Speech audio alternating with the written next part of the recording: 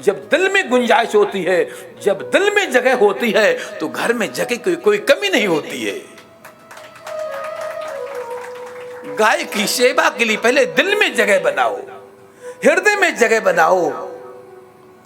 और आप कहीं असमर्थ हैं तो कोई नहीं, कोई गौशाला है, वहीं पर एक गाय लेकर के दे दो।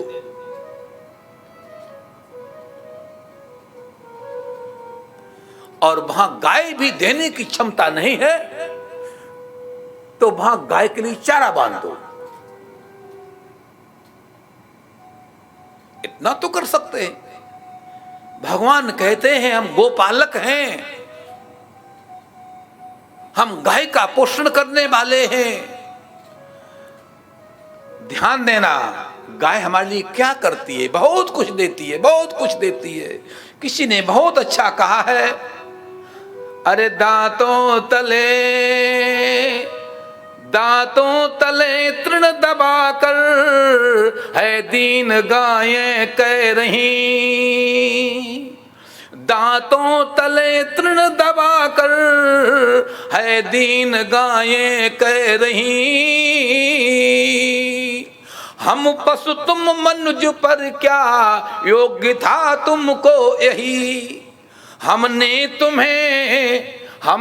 तुम्हें माँ की तरह है दूध पीने को दिया, और देकर कसाई को तुमने मेरा वध किया। यदि क्रम जारी रहा यूं ही हमारे नाश का, तो अस्त समझो भारत भाग्य के आकाश का। तो अस्त समझो भारत भाग्य के आकाश का। ये दीन गायें कह रही हैं कि हमारे साथ ऐसा व्यवहार नहीं करो। हम तुमको अपना पुत्र तुमको दूध देते हैं। ध्यान देना, भूसा खाती हूं, दूध देती हूं, अमृत तुल्य दूध देती हूं। हमारे खाने में यदि कोई जहरीला पदार्थ भी आ जाता है, जहरीली घास में खा लेती हूं, तो वो जहरीली घास को खा करके वो जहर अपने नसों में, अपने शरीर में रखती हूं, और वो अमृत तो दूध आपको देती हूं। गाय के शरीर का वैशिष्ट्य है कि चारे में जहर चला जाए तो वो दूध उसको नहीं जाने देती है। जैसे फिल्टर सिस्टम होता ना आपके यहां पर, फिल्टर सिस्टम, फिल्टर से साफ जल ही आपको वो देगा, दूषित जल को निकाल देगा। ठीक ऐसे ही गाय भी बेकारी भाग को निकाल करके अच्छा भाग ही तुमको देती है। ध्यान देना, भगवान कृष्ण ने गाय की सेवा की है। संक्षेप, गाय की भगवान ने सेवा की है। गाय की सेवा करो। ग्वाल वालों ने कहा भैया सो तुम गाय की, कृष्ण ने कहा तुम गाय की सेवा करते हो, तुमको भोजन जरूर मिलेगा। जाओ ब्रज वालो, ग्वालो, और सामने चले जाओ। देखो वो बहुत दूरी पर धुआं उठ रहा है ना, वहां पर बहुत से ब्राह्मण लोग यज्ञ कर रहे हैं। उनसे कहो जा करके कि हम बलराम और कृष्ण आए हैं, वहां उस वृक्ष के नीचे बैठे जंगल में, उनको भूख लगी है, भोजन करेंगे। आज भोजन नहीं ले पाए हैं और हम सबको ही भूख लगी है, हम भी भोजन करेंगे, हमें आप भोजन दीजिए।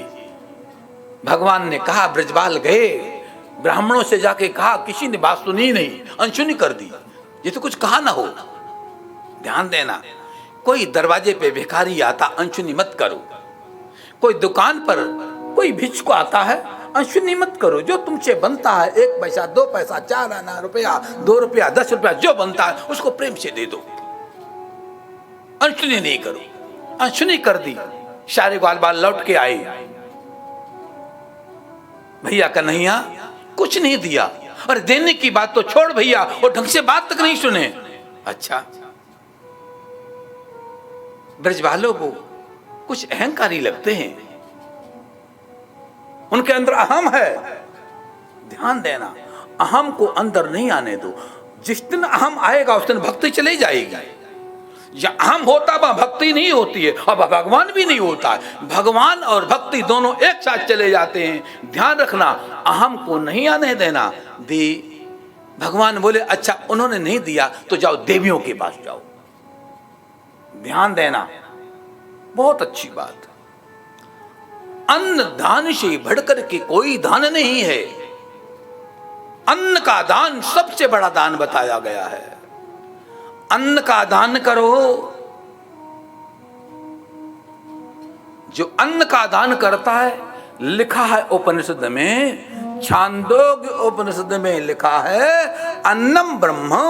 अन्नम ब्रह्म, अन्न ब्रह्म है, अन्न परमात्मा का रूप है। अन्न का मान करो, अन्न का सम्मान करो, अन्न का कभी तिरस्कार मत करो। कहा गया है अन्न का कण और संत का क्षण कभी दुरुपयोग नहीं करो उसका।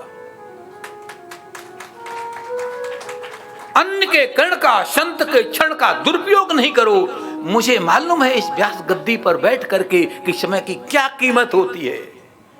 सुई पर निगाह हमेशा रहती है कि अब 1 मिनट बीत गया, अब 2 मिनट बीत गया, अब तो आधा मिनट ही रह गया, अब 2 मिनट रह गए हैं। मुझे समय की कीमत है। हम समझते समय कितना कीमती है, कितना मूल्यवान है। समय की कीमत करो, ध्यान देना। अन्न की कदर करो, समय की कदर करो। जो अन्न और समय की कदर करता है जीवन में वो सब कुछ पा लेता है। अन्न से तुमको बहुत कुछ मिलेगा। अन्नदान महादानम, अन्नदानम,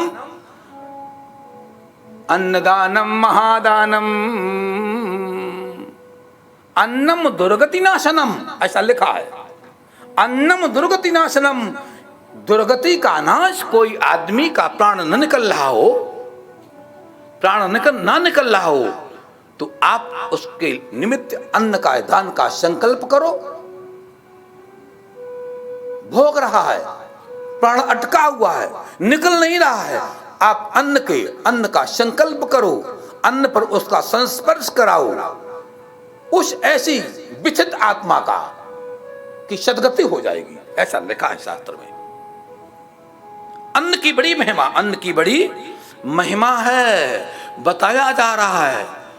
इति हस्ते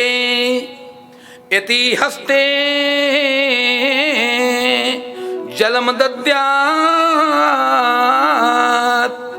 और पुनरअन्नम पुनर्जलम तत अन्नम मेरुतुल्यम स्यात् तज्जलम सागरोपमम्। इति हस्ते, इति के हाथ में, सन्यासी के हाथ में, भिक्षुक के हाथ में, ब्राह्मण के हाथ में, गरीब के हाथ में।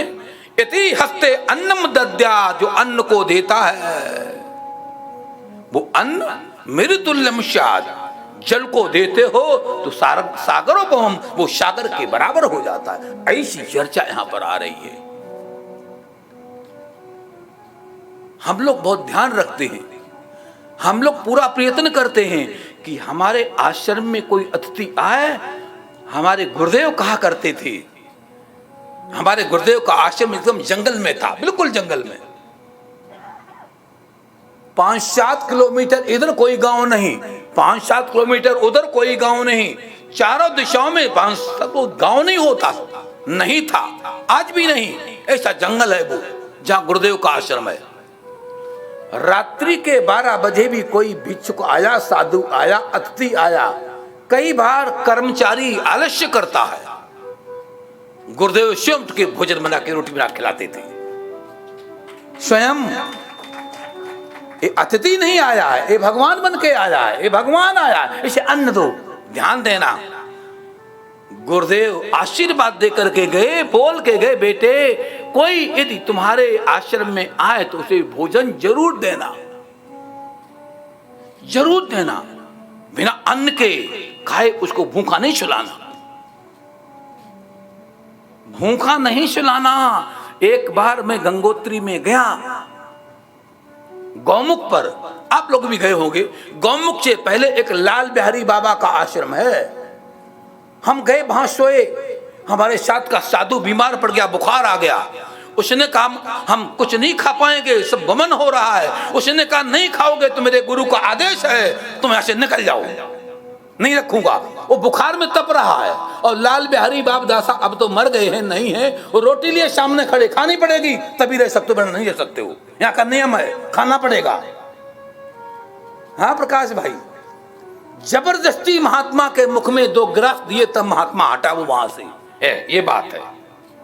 ध्यान देना, संतों के आश्रम में अन्य क्षेत्र की व्यवस्था हमने भी छोटा सा चला रखा है, बड़ा नहीं छोटा, जैसी क्षमता वैसा कार्य। जिंदगी में निहित करो, निश्चित करो कि अन्न जरूर देना है। सुनो बात को ध्यान से, संसार में यदि शिक्षा चाहिए, कई लोग अनपढ़ होते हैं, पढ़ने पर विद्या नहीं आती। अरे क्यों नहीं आती है? कोई समय था उनमें क्षमता थी देने की, विद्या देने की, बहुत बड़ा विद्वान था, बुद्धिमान था, लेकिन किसी को पढ़ाता नहीं था। एक कथा यहाँ की नहीं, किसी पुराण की है, पढ़ाता नहीं था। न पढ़ाने के कारण अगले जन्म में मूर्ख हुआ, मूढ़ बुद्धि वाला हुआ।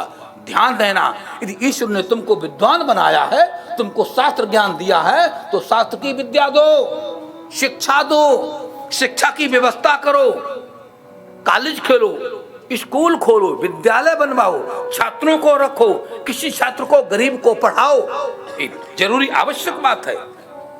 धन दो, वस्त्र दो, अन्न दो, जल दो, जो तुम पर है सब दो। राजा कर्ण सोना दान किया, मरने पर, ये बातें महाभारत की हैं, क्या करूं, एक बात में लग जाओ तो बातें निकलना शुरू हो जाती हैं। कर्ण की मृत्यु हुई, कर्ण ऊपर गया। तुमको मालूम श्राद्ध कब से चले हैं? ये श्राद्ध कब से चले? जब कर्ण ऊपर गया, काश ने सोना दान किया है, इसको सोने की चारपाई दो, सोने का बिस्तर दो, सोने की चादर दो, सोने की दाल दो, सोने की रोटी दो। वो कहा महाराज ये खाई थोड़ी जाती है, यही तूने दान किया है, जो खा। सोने की चरपैया पेशो, सोने की चादर ओढ़, सब सोना ही सोना, सब। अरे सब सोना ही दान मत करो, अन्न भी दान करो, जल भी दान करो, वस्त्र भी दान करो, शिक्षा भी दान करो, कुआं खुदाओ, बावली खुदाओ, ध्यान देना, कुआं खुदाओ, बावली बनवाओ, तालाब बनवाओ, सब कुछ करो। दुनिया में दोबारा फिर आना है, सब कुछ लेना भोगना है, तो ये सब कुछ करो। गृहस्थ के लिए ये सारे नियम हैं, सब कुछ करो। अरे हम जैसे महात्मा करते हैं, सब छोड़ आए, सब कुछ छोड़ आए। हमें तुम्हें कल बताया, तुम स्कूल भी एक चलाए हैं, खोले हैं, क्यों? इसीलिए हम जब पढ़ते थे तो मेरे मन के अंदर एक भावना थी, हम भी किसी के स्कूल में पढ़ रहे हैं, हम किसी के छात्रावास में रह रहे हैं। हम जहाँ छात्रावास में रहते थे काशी में, वो महात्मा का छात्रावास था, भोलागिरी आश्रम का। तो हम सोचते थे कि हम भी कोई छात्रावास खोलेंगे। आज ईश्वर कृपा से मेरा छात्रावास भी है, हरिद्वार में, आइए देखिए, छात्रावास भी है। छात्रों को वहां भोजन मिलता है, छात्रों को सब सुविधाएं देता हूं, खाने की, पीने की, फीस की, हर सुविधा देता हूं, टूथपेस्ट, ब्रश, हर चीज देता हूं। भगवान ने हम पर कृपा, क्योंकि मैं भी तो ऐसा ही पढ़ा हूं। जो जिस पथ का पथिक होता है, उसे पथ की ज्यादा कदर और कीमत होती है। ध्यान दो, सब कुछ करो, सब कुछ, ये सब कुछ करोगे तो तुमको सब कुछ आगे मिलेगा। ध्यान रखना, अपने बच्चे कौन नहीं पढ़ा लेता है, अपने बच्चे की सेवा कौन नहीं करवाता है? अरे सभी अपने बच्चों को पढ़ा लिखा लेते हैं। अरे भैया, एक पक्षी भी अपने बच्चे की सेवा करता है, एक पशु, एक कुतिया भी अपने बच्चे को पोसना पालना जानती है। यदि हमने केवल अपने बच्चों को पाला पोसा, पढ़ाया लिखाया तो क्या किया? कोई बहुत बड़ा काम नहीं किया। जब असहाय का बच्चा, गरीब का बच्चा, दीन का बच्चा यदि पढ़ाओगे तो मालूम पड़ेगा, तो उसका पुण्य है। अपने बच्चे को पढ़ाने का कोई खास पुण्य नहीं है। हम लोग इन बातों को समझते हैं, हम लोग इन बातों को समझते हैं, सेवा इसीलिए सारे कार्य करते हैं, इसीलिए विद्यालय भी चला रहे हैं। हमने जहां विद्यालय सोचा, यकीन करना आप, हमारे पास का कैसेट रखा हुआ है, चाहे आप देखें, ऐसे बच्चे हैं कि जिनके कपड़े फटे होते हैं बेचारों को, टिफिन नहीं कई बच्चे ला पाते हैं। ऐसा वो गरीब, इतना गरीब क्षेत्र है, इतना गरीब क्षेत्र है, कानपुर और आगरा के बीच में एक देहात पड़ता है, बिल्कुल देहात, वहां पर वो स्कूल है। तो ऐसे वहां बच्चे पल रहे हैं, वहां पर उन बच्चों को पढ़ाया लिखाया जा रहा है, तो वहां विद्या देने का बहुत बड़ा फल है। मैं समझता हूं मेरा जीवन सफल है, हमारा दुनिया में आना सफल है। यदि हमने वहां के लिए कुछ किया है तो मुझे इस बात का गौरव है, गौरव है। यदि हमारी कथा का 2 पैसा बाल लगता है तो मैं समझता हूं मैं अच्छा काम कर रहा हूं। हमारा शरीर सफल है, हमारी मेहनत सफल है। ध्यान दो, जिंदगी में हर व्यक्ति को ऐसा चाहिए कि कुछ शुभ कर्म सदकर्म करो, वहां पर लगो। अन्न का दान जरूरी है। भगवान कृष्ण ने कहा जाओ देवियों के पास जाओ, जाओ देवियां तुमको दे देंगी, जाओ। अब की बार बाल बाल देवियों के पास गए, भगवान कृष्ण ने भेजा है। भूखे हैं बलराम कृष्ण और हम भी भूखे हैं, हमें कुछ चाहिए। और जो ब्रजांगनाओं ने, उन देवियों ने सुना तो तुरंत बढ़िया सुंदर 56 प्रकार के व्यंजनों को लाकर के भगवान कृष्ण के पास में पहुंच गई। और जब भगवान कृष्ण के पास पहुंची तो भगवान श्री श्याम सुंदर ने उनको बड़ा सम्मान दिया। यहां लिखा है, यहां लिखा है, स्वागतम भो महाभागा, स्वागतम भो महाभागा, आशितम किम करवामि वा, अन्नो इदृक्षया प्राप्ता उपअन्नम इदम हिवा। स्वागतम भो महाभागा, आइए देवियों, आइए देवी, आइए देवी। देवियों का सम्मान करो। ए देवताओं, जब भगवान मान देते आप मान नहीं दोगे? भगवान कह रहे हैं स्वागतम भो महाभागा, ये देवियों तुम्हारा स्वागत हो, आइए आइए आइए पधारिए। भगवान ने सम्मान किया। नारी का सम्मान भक्ति का सम्मान है, नारी का सम्मान जगदम्बा का सम्मान है, नारी का सम्मान काली दुर्गा लक्ष्मी का सम्मान है। जो नारी का सम्मान करता है वो दुर्गा का सम्मान करता है, पार्वती का सम्मान करता है, राधा का सम्मान करता है। नारी का सम्मान भगवती परा अम्बा जगदम्बा राधा का सम्मान है। भगवान ने सम्मान दिया। आशिताम, भगवान ने बोले आशिताम करवामि किम, आइए मैं आपके लायक क्या आपकी सेवा करें। आशिताम, आइए, किम करवाम, मैं आपकी क्या सेवा करूं। यन्नो इदृक्षया प्राप्ता उपन्नम इदम हवी, आप मेरे लिए अन्न लाई हैं, भोजन लाई हैं, बहुत बहुत आपका धन्यवाद है, बहुत बहुत आपका अभिवादन है। ऐसा भगवान ने बोला है। ग्वाल बाल ब्रजबाल मिलकर के सभी ने भोजन पाया है और भगवान ने भोजन पा लिया। बोले ठीक है देवियों आप जाओ। देवियां बोली प्रभु जी हम सबको छोड़ के आई हैं, बेटे छोड़े, नाती छोड़े, पोते छोड़े, पति छोड़ा, सबको छोड़ के आपकी शरण आ गई। अब मैं कहां जाऊं, अब कहीं नहीं जाना है। भगवान बोले देवियों यज्ञ चल रहा है, अभी थोड़ी देर ब्राह्मण तुमको आवाज देंगे, पूर्ण आहुति में तुमको सम्मिलित होना पड़ेगा, नहीं तो यज्ञ पूरा नहीं होगा। ध्यान देना, पत्नी के बिना पति अकेला यज्ञ करे तो पुण्य नहीं मिलता है। अरे भैया साइकिल के 2 चक्के हैं, साइकिल के 2 चक्के हैं, कैसे कैसे गाड़ी चल सकती है, नहीं चल सकती है। साइकिल के चक्के में साइकिल में 2 चक्के होते हैं, एक अगला चक्का और पिछला चक्का।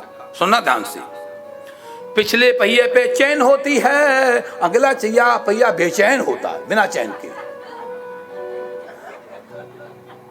आदमी अगला पहिया है, नारी पिछला पहिया है, और पिछले पहिए पे चैन होती